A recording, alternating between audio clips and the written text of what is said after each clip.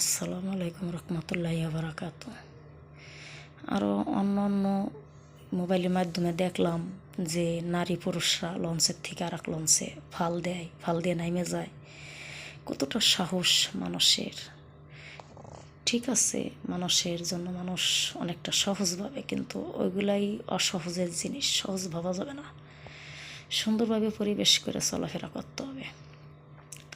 এমন কোনো বছর নাই এদের সামনে অ্যাক্সিডেন্ট ঘটে, কিন্তু আমরা কিছু গ্রুপ যদি আমরা আগে যাই, কিংবা কিছু গ্রুপ মাঝামাঝিতে যাই, কিংবা ঈদের পরে শেষে যাই, তাহলে আমরা দুর্ঘটনার থেকে অবশ্যই বাঁচতে পারবো।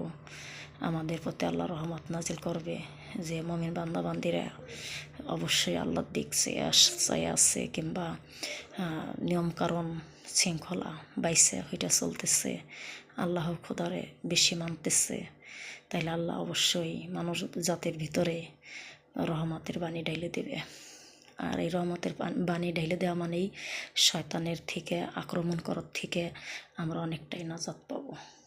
আর অনেকটা নাজাত পাওয়ার কারণেই আমাদের অ্যাক্সিডেন্ট, দুর্ঘটনা, পানিতে পড়ে যাওয়া, কিংবা ট্রলার কাইতুয়ে পড়ে যাওয়া, ডুবে যাওয়া, এগুলোর থেকেও আমরা রক্ষা পাবো। মৃত্যু মানবের ঘরের ভিতরে আছে, ঠিক আছে, আজরাইল পর্বে সবখানে করতে পারবে, কিন্তু যার মৃত্যুর চিঠি এসে যাবে তাকে কখনো বাঁচানো যাবে না আল্লাহর হুকুমে। কিন্তু হুঁশ থাকতে বান্দার মৃত্যু নাই, বেহসি বন্দুগিরি নাই। কিন্তু কিছু মানব জাত আল্লাহর চিঠি, মানুষ বলে যে ওইভাবে ওর মৃত্যু ছিল, ওর ভিতরে কিছু নিয়ম যদি বাইসে চলা যায়, তাহলে মৃত্যু তো আল্লাহর হুকুমে নাও আসতে পারে, নিজের দোষেও তো মৃত্যু হইতে পারে। যে মানুষের ওইভাবে মৃত্যু আছে, ওইভাবে মৃত্যু আছে, এইভাবে মৃত্যু আছে, মুরব্বীদের কথা। কিন্তু হুঁশ থাকতেই বান্দার মৃত্যু নাই বলা হয়েছে। জীবন বাঁচানো ফরজ। জীবন বাঁচানোর জন্য মানুষে মিথ্যে কথাও বলছে, কিংবা বলে।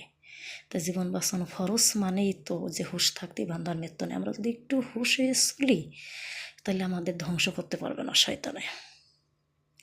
এটি আশা করি। মানবের ভিতরে অনেক ধরনের শক্তি নাজিল আছে, যে শক্তি আমরা প্রয়োগ করি না।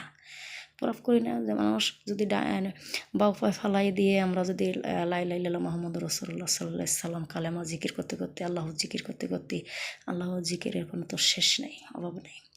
আমরা একটা আলামত যদি করে চলে যাই, কিংবা আমরা রাস্তাঘাটে নামার সময় যাওয়ার আগে যদি আমরা একটু ওযু করে মুসাফা করে আল্লাহ তাআলা দোয়া নিয়ে যাই, তাহলে আমাদের সাথে অবশ্যই ফেরেশতার আওতা থাকবে। খারাপ শক্তিগুলো ফেরেশতার মাধ্যমে আগেই ধ্বংস হয়ে যাবে, এমনকি আমরা শুভ অঙ্কিতে চলাফেরা করতে পারবো, যাতায়াত করতে পারবো রাস্তাঘাটে। সুবহানাল্লাহ, আলহামদুলিল্লাহ।